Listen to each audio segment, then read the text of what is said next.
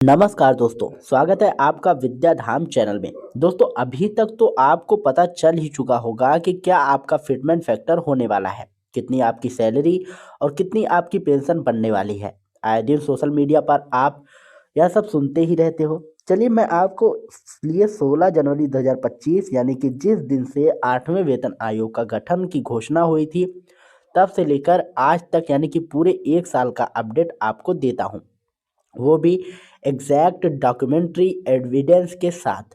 यहाँ आपके सामने रेलवे मिनिस्टर श्री अश्वनी वैष्णव जी का बयान है, जिस दिन 16 जनवरी को आपने 8वें वेतन आयोग के गठन की घोषणा को सुना था। यहाँ देखिए, आपके सामने 16 तारीख यानी कि 16 जनवरी से लेकर 8 जनवरी 2026 तक का पूरा घटनाक्रम है। जनवरी 2025 को अनाउंसमेंट हुआ था 8वें वेतन आयोग के गठन का। इसके बाद 17 अप्रैल को, जैसे कि आप यहाँ देख पा रहे हैं, 17 अप्रैल को department of expenditure ministry of finance की तरफ से वैकेंसी सर्कुलर निकाला गया 8वें पे कमीशन के लिए। ऑन डेपुटेशन बेसिस पर स्टाफ की डिटेलमेंट के लिए कुल 35 पोस्ट के लिए यह सर्कुलर जारी हुआ था। यह अगला डेवलपमेंट था।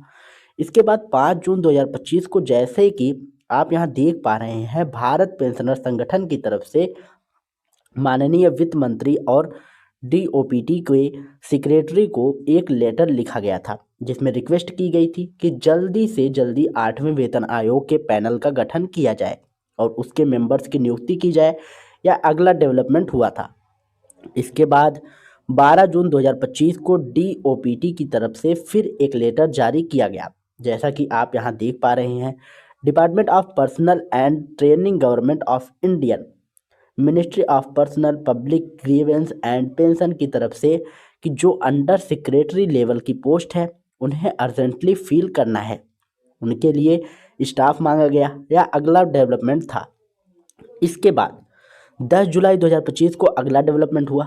फेडरेशन ऑफ वेटरेशन एसोसिएशन की तरफ से, उनकी तरफ से यह लेटर माननीय प्रधान जी को लिखा गया, जिसमें 8वें वेतन आयोग में डिफेंस और वेटरन सेगमेंट में से एक मेंबर को शामिल करने की मांग की गई।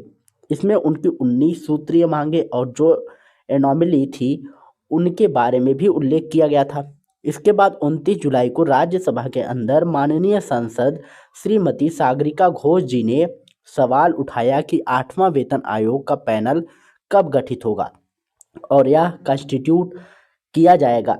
इसके जवाब में सरकार की तरफ से कहा गया, चेयरपर्सन और मेंबर्स की नियुक्ति तब की जाएगी जब 8वें केंद्रीय वेतन आयोग को आधिकारिक रूप से नोटिफाई कर दिया जाएगा, क्योंकि उस समय तक आयोग को नोटिफाई नहीं किया गया था। उसके बाद 28 अक्टूबर 2025 को यूनियन कैबिनेट ने 8वें केंद्रीय वेतन आयोग के टर्म्स ऑफ रेफरेंस यानी कि टीओआर को अप्रूव कर दिया, यानी इसे आधिकारिक रूप से नोटिफाई कर दिया गया। इसके बाद 3 नवंबर 2025 को सरकार ने 8वें केंद्रीय वेतन आयोग के पैनल का गठन कर दिया, जैसा कि आप यहाँ देख पा रहे हैं।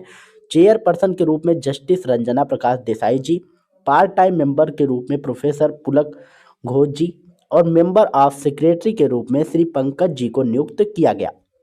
तो दोस्तों, जैसे ही टीओआर अप्रूव हुआ और पैनल का गठन हुआ, पूरे देश के पेंशनर्स के बीच एक चिंता का माहौल बन गया। इस बार के पे कमीशन में पेंशन का रिवीजन होगा या नहीं, क्योंकि टीओआर में ना तो पेंशन रिवीजन का स्पष्ट उल्लेख था और ना ही इम्प्लीमेंटेशन डेट को लेकर कोई क्लैरिटी दी गई थी। जैसे ही शीतकालीन सत्र आया, यह सवाल संसद में गूंजा। 1 दिसंबर को लोकसभा में पूछा गया कि क्या 50% महंगाई भत्ता, बेसिक पे और पेंशन में मर्ज किया जाएगा। इसका सीधा जवाब दिया गया, ऐसा कोई प्रस्ताव नहीं है। 2 दिसंबर को राज्यसभा में माननीय श्री सांसद जावेद अली खान और श्री रामजीलाल सुमन जी द्वारा सवाल पूछा गया कि पेंशन का रिवीजन होगा या नहीं। वहां पर जवाब मिला कि पेंशन का रिवीजन किया जाएगा। इसके बाद एक और सवाल उठा कि जैसे पहले के वेतन आयोग में देरी होने पर इंटरिम रिलीफ दी जाती थी, क्या इस बार भी ऐसा होगा।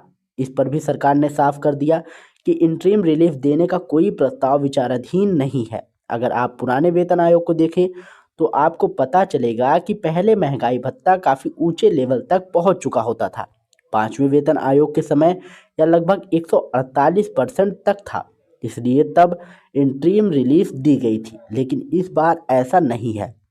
अब लेवल 1 की बेसिक पे 18,000 रुपये है और जनवरी 2026 तक महंगाई भत्ता अधिकतम 60% तक ही जाने की संभावना है। इसलिए इस बार फिटमेंट फैक्टर का कैलकुलेशन इसी के आधार पर किया जाएगा। अब अगर हम पूरे साल का डेवलपमेंट को देखें तो 16 जनवरी 2025 को अनाउंसमेंट हुआ था, 3 नवंबर 2025 को पैनल बना, लेकिन आज तक ना तो स्टाफ की नियुक्ति हुई और ना ही कोई मीटिंग हुई। 17 अप्रैल को स्टाफ के लिए वैकेंसी निकाली गई थी, लेकिन आज तक स्टाफ अपॉइंट ही नहीं हुए। जब तक स्टाफ नहीं होगा, चेयरमैन और मेंबर्स काम कैसे करेंगे? उन्हें ऑफिस चाहिए, सपोर्टिंग स्टाफ चाहिए। तो दोस्तों, इस पूरे एक साल के घटनाक्रम से आप खुद अंदाजा लगा सकते हैं कि आगे क्या होने की संभावना है। आप इस पूरे मुद्दे पर क्या सोचते हैं? कमेंट करके जरूर बताइएगा। दोस्तों, अगर आप लोगों को ये जानकारी पसंद आई हो तो वीडियो को लाइक करिएगा, शेयर करिएगा और यदि चैनल पर पहली बार आए हो तो चैनल को सब्सक्राइब जरूर करिएगा। मिलते हैं नई वीडियो में नई अपडेट के साथ, तब तक के लिए जय हिंद, जय भारत।